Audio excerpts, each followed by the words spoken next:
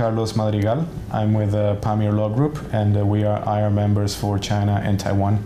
We are a small boutique cross-border investment shop.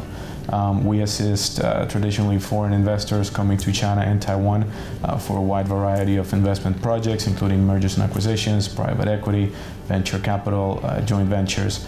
And obviously we assist with the transactional side of the operation, and then also actually running the business afterwards. We provide support with that to make sure that clients are able to establish an operation successfully and then run it safely and successfully in the long term.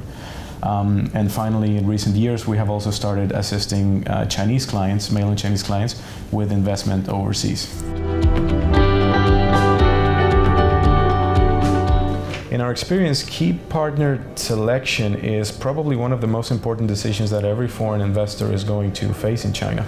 And just like in a marriage, it is very important to make sure that you understand and know the other person to ensure a successful partnership. And we have seen many cases of seasoned foreign investors who are willing to go into business or a transaction with people they barely know. And they don't spend the time to develop an understanding of the other party. And frankly, it is irresponsible to do that without being able to answer a number of questions that are basic. You know, for example, who are these people? Do we really know them? Is their money clean? Is their reputation going to become a liability for us in the short term or the long term?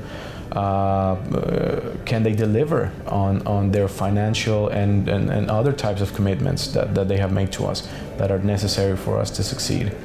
And you know, we have seen many cases where very seasoned business people fail to conduct proper due diligence, and you know, sometimes because they are lured by the promises of big profits, or there's a little bit of fear about missing out on the China market.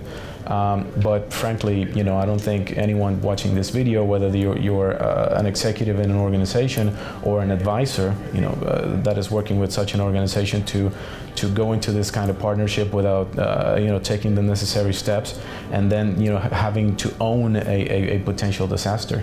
And no amount of lawyering is going to save you from a bad partner decision in China. Sometimes by the time the client decides to do something is too late, and even the viability of the company is threatened by something that you know, the counterparty did that could have been prevented if they had spent this time in advance. Let me give you a couple of examples of cases where maybe a foreign investor rushes into a partnership with a Chinese counterparty, and let me explain how that goes wrong most of the time. We have seen quite a few North American and European companies that come to us because they had a need to import a product from China, and then they found a manufacturer and they entered into a relationship where maybe they did one or two successful transactions and they build a little bit of trust, and all of a sudden the manufacturer says, well, for this transaction we need the entire amount in advance, because they come up with some reason.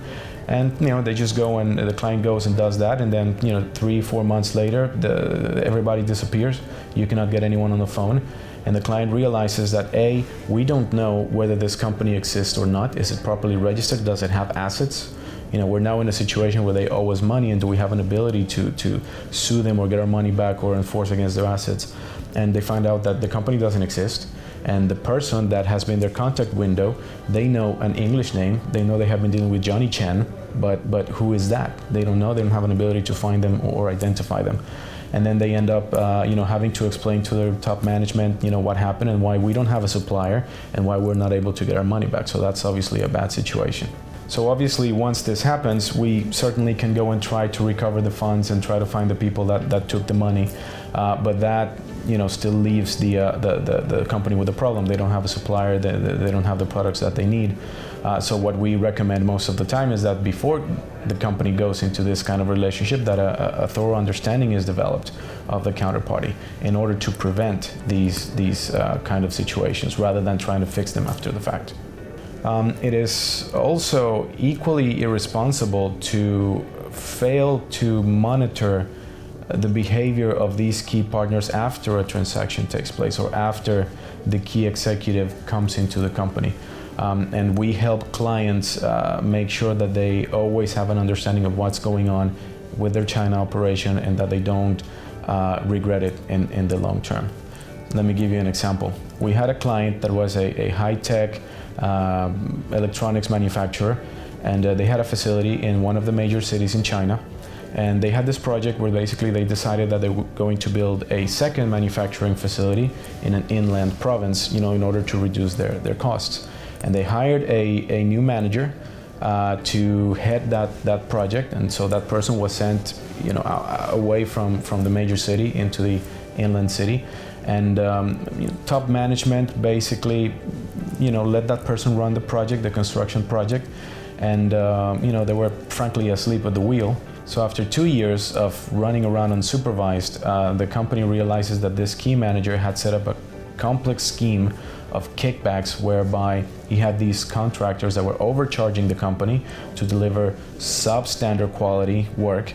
And the client ended up with a factory that didn't meet their specifications. It was not functional, and because they had built it with a loan that they obtained from the local government, once you added all that up, including servicing the debt, that facility, producing in that facility, was more expensive than the original facility. So it was a complete disaster. The CEO was fired, replaced, and the company almost went out of business because of this.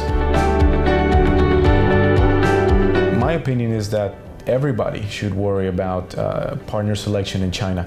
Anybody that has any kind of exposure to China, whether it is contractual relationships with suppliers or they actually have an operation in China, partner selection is a key issue that takes planning and management.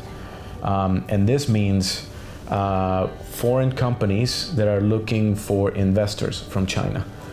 You need to make sure that the money coming in is clean. That is not going to be an issue for you, that you're not going to become involved in the next large political scandal going on in China. Professional services providers onboarding a new client. Many of the IR members will be in a situation in the future where they will have a client from mainland China that's coming in, perhaps to execute a large transaction in their jurisdiction, and they either already have or will have an obligation to ensure that the source of the funds is legitimate and that they know their client. And intermediaries will have increasingly complex obligations in the future. So we can assist with that, and it is critical that service providers do that and understand their clients. Another constituency that should be worried about that is foreign companies that buy products from China, that have a supply chain in China. They need to make sure that they're able to obtain the products that they need on an ongoing basis, because that not having access to their supply chain, any disruption to the supply chain can have catastrophic consequences. We help clients minimize partner risk selection in China by helping them answer two basic questions when they're facing a Chinese counterparty. Is the person or the company clean, and is their money clean? And are they going to be a risk or liability for us? And we do this by conducting an extensive background check on the other party. And the background check, the Know Your Client background check, as we call it, consists of two sections. One is a desktop search, what we call a desktop search, which basically focuses on obtaining information about the other party from government databases, litigation databases, bankruptcy databases, international sanctions, terrorist finance databases, and we create a basic understanding of the party by doing this.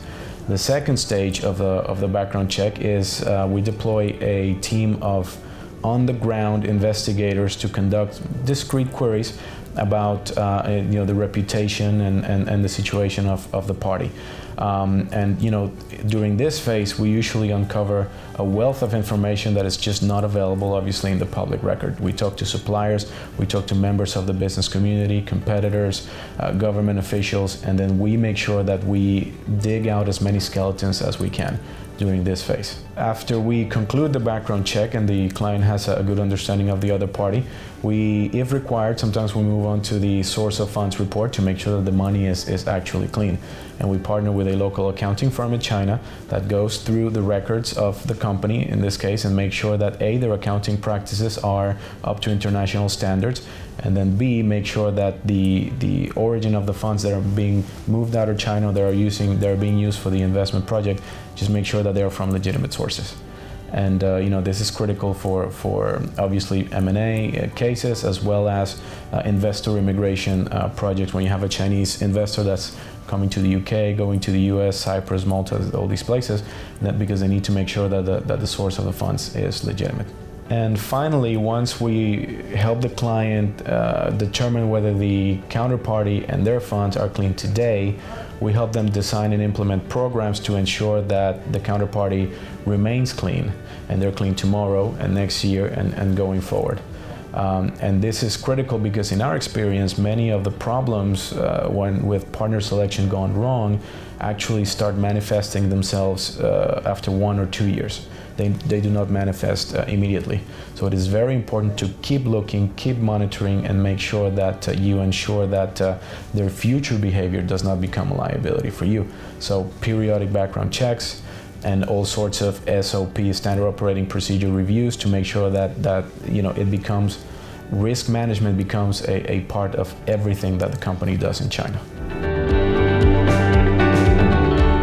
Well, first of all, people should work with us because we understand China. Our colleagues collectively, we have been working in China for over 3 decades, helping initially state-owned enterprises from China going outside. Obviously, we helped many foreign investors come into China, and then recently we started helping a new wave of Chinese investment overseas. Myself and my colleagues, we have seen the movie many times. We know how things go wrong and we know how things go right, and we generally know where these skeletons are hidden, which closets. So we are able to ensure that our clients successfully and safely complete their transactions, and also we can also make sure that they're able to run their operations in a safe manner in the long term as well.